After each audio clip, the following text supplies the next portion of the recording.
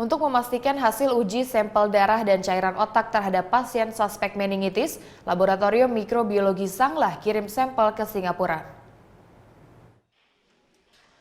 Sudah hampir 3 minggu pemeriksaan sampel darah dan cairan otak terhadap 2 pasien yang suspek meningitis asal Tabanan belum menunjukkan hasil pasti.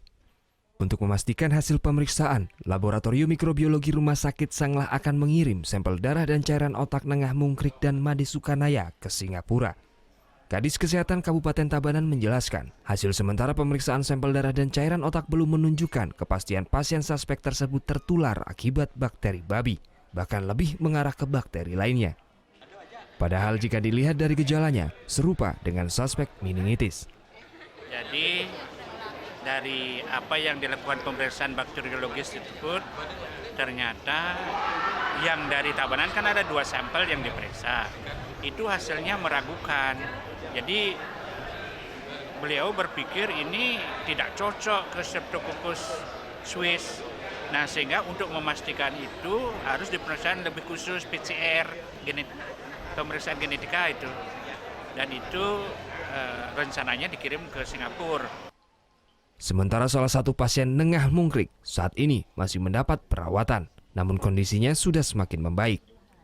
Sedangkan Made Sukanaya yang sebelumnya mendapatkan perawatan di Rumah Sakit Tabanan, Selasa lalu sudah diperbolehkan pulang karena kondisi fisiknya sudah stabil, termasuk pendengarannya yang sudah mulai bisa mendengar.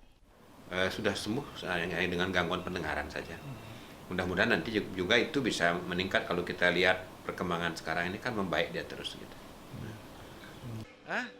Sebelumnya 3 warga Tabanan harus mendapatkan perawatan karena menunjukkan gejala suspek meningitis akibat mengkonsumsi olahan daging babi mentah saat digelar pesta adat di Banjar Pangayahan, Desa Gubuk, Tabanan. 2 di antaranya Nengah Mungkrik dan Made Sukanaya mendapatkan perawatan di Rumah Sakit Tabanan, sedangkan 1 lainnya dirawat di Rumah Sakit Sanglah Denpasar. Salah satu pasien yang mendapatkan perawatan di Rumah Sakit Sanglah dinyatakan positif tertular bakteri suspek meningitis. Sedangkan 2 pasien yang mendapatkan perawatan di Rumah Sakit Tabanan dari hasil uji laboratorium hingga saat ini belum menunjukkan hasil. Surya Sanjaya melaporkan untuk NET. Thank you. Udah selesai nonton beritanya? Jangan pergi dulu dong. Subscribe dulu dan nonton tayangan lainnya di sini. Subscribe, nonton lagi. Subscribe, nonton lagi.